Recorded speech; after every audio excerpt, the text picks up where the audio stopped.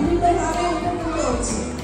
তো আজকের এই অনুষ্ঠানে আমি আমাদের অতিথি উপস্থিত যারা আছেন তাদেরকে আমাদের বিদ্যালয়ের পক্ষ থেকে ওয়েলকাম জানাচ্ছি।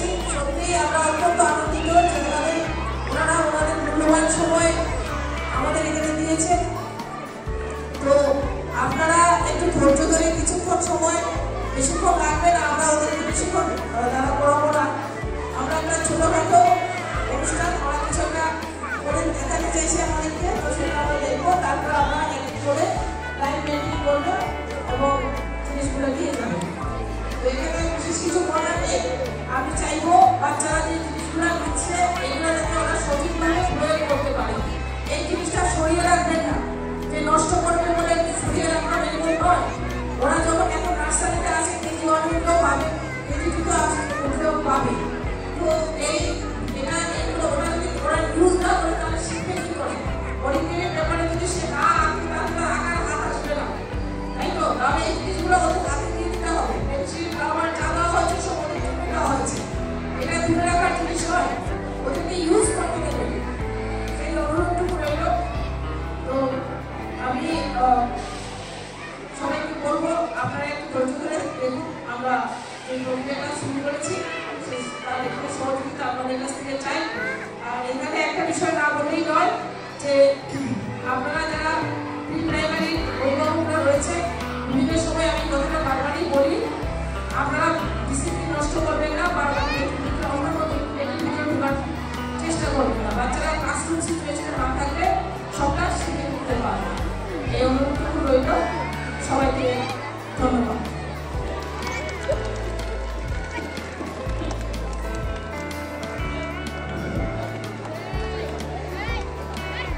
এখন আমাদের সামনে সুন্দর নৃত্য পরিবেশন করবে আমাদের নার্সারি বাচ্চারা।